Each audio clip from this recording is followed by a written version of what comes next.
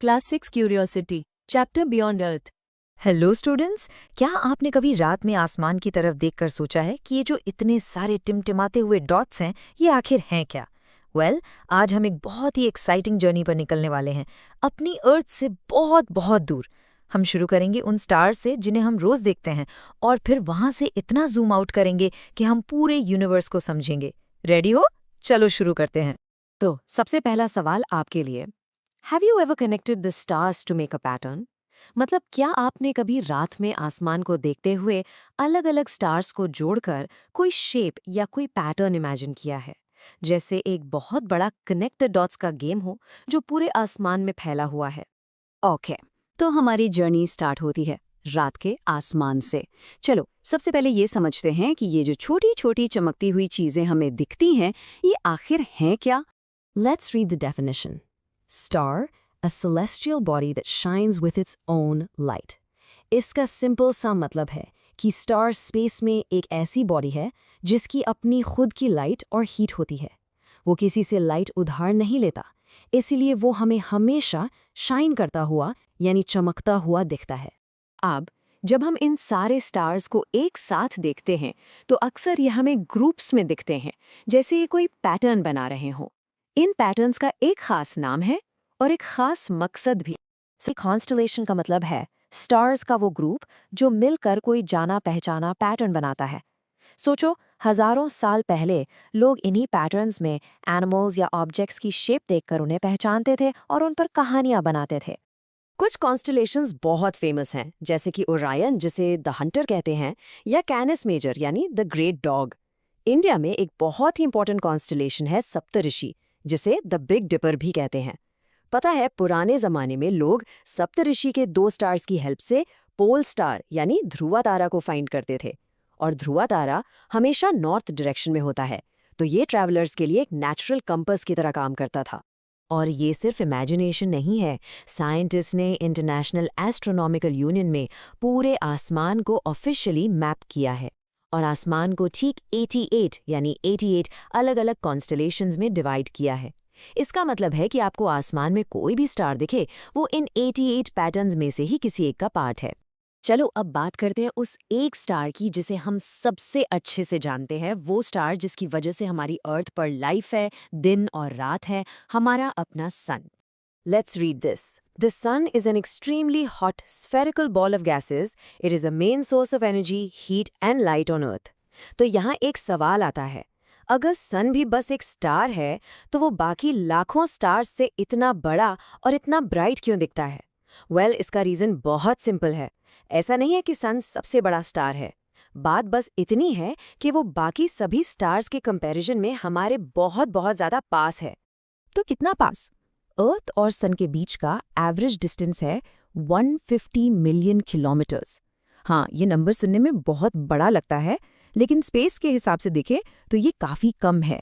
इतना पास कि सन हमारे लिए एक कॉस्मिक नेबर जैसा है, जो हमारे पूरे प्लैनेट को हीट और लाइट देता है।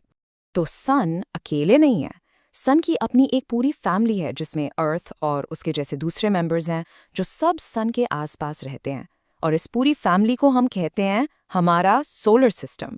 First, let's understand a planet. Planet, a large, nearly spherical object that revolves around the sun. Our Earth is a planet. यहाँ सबसे important word है revolves. Planets ऐसी बड़ी बड़ी objects हैं जो constant motion में रहती हैं और sun के चारों तरफ एक fixed path पर घूमती हैं।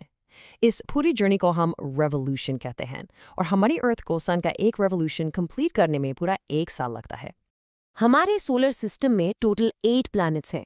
सन से डिस्टेंस के ऑर्डर में इनके नाम हैं मर्क्यूरी, वीनस, अर्थ, मार्स, जुपिटर, सैटर्न, यूरेनस और नेपट्यून। ये ऑर्डर याद रखना बहुत इंपॉर्टेंट है, एग्जाम्स में अक्सर पूछा जाता है। और इसको याद करने के लिए बाय द वे बहुत सारे मज़ेदार सेंटेंसेस भी हैं। हम इन 8 प्लैनेट्स को 2 ग्रुप्स में डिवाइड कर सकते हैं। पहले 4 मर्क्यूरी, वीनस, अर्थ और मार्स को हम कहते हैं इनर प्लैनेट्स। ये साइज में छोटे हैं और इनकी सरफेस सॉलिड यानी रॉकी है, बिल्कुल जमीन की तरह। बाकी के 4 जुपिटर, सैटर्न, यूरेनस और नेपच्यून आउटर प्लैनेट्स हैं।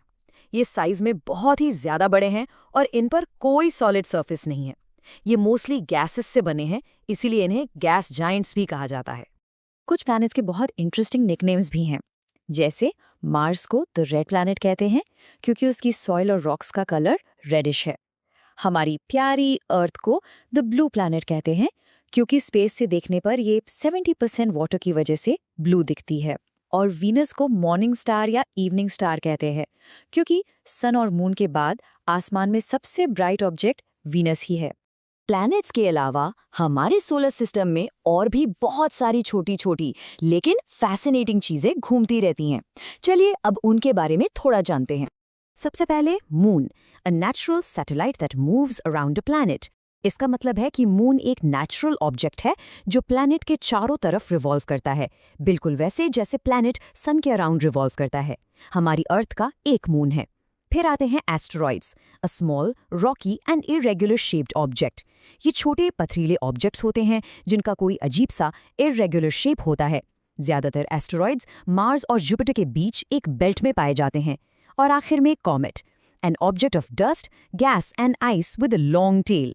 ये बेसिकली डस्ट, गैस और आइस का एक गोला होता है। जब ये सन के पास से गुजरता है तो हीट की वजह से इसके पीछे एक लंबी सी टेल यानी पूंछ बन जाती है। फेमस एग्जाम्पल है हेलीज कॉमेट जो हर 76 साल में एक बार दिखता है। ओके, तो अब तक हमने अपने सोलर सिस्टम को काफी एक्सप्लोर कर लिया, लेकिन क्या यूनिवर्स यहीं खत्म हो जाता है? बिल्कुल नहीं, पिक्चर अभी बाकी है। चलो अब और पीछे जाते हैं और देखते हैं कि हमारी असली कॉस्मिक एड्रेस क्या है। यहाँ देखो, मिल्की वे गैलेक्सी यानी आकाशगंगा, a galaxy with millions to billions of stars. Our solar system is a part of it. इसका मतलब ये है कि हमारा पूरा सोलर सिस्टम, जिसमें सन और 8 प्लैनेट्स हैं, वो खुद एक बहुत बड़ी कलेक्शन ऑफ स्टार्स का छोटा सा हिस्सा है। स्टार्स की इस मैसिव कलेक्शन को हम कहते हैं अ गैलेक्सी, और हमारी गैलेक्सी का नाम है मिल्की वे या आकाशगंगा। पर रुको, पिक्चर अभी और बड़ी होने वाली है। हमारी आकाशगंगा अकेले नहीं है। ये जो यूनिवर्स है ये ऐसी लाखों करोड़ों अनगिनत दूसरी गैलेक्सीज से भरा हुआ है, और हर एक गैलेक्सी में मिलियंस या बिलियंस ऑफ स्टार्स हैं। इसका स्केल, इसकी विशालता को इमेजिन करना भी मुश्किल है। तो इतना सब कुछ जानने के बाद सबसे बड़ा, सबसे आखिरी सवाल, is their life anywhere else in the universe? क्या इस इतने बड़े यूनिवर्स में इतनी सारी गैलेक्सीज और इतने सारे स्टार्स के बीच हम इंसान अकेले हैं? साइंटिस्ट अभी भी सवाल का जवाब ढूंढ रहे हैं। हमें अभी तक कोई सॉलिड प्रूफ नहीं मिला है, लेकिन आशा जारी है। सो नेक्स्ट टाइम जब आप आसमान को देखें तो हमेशा क्यूरियस रहें और सोचते रहें।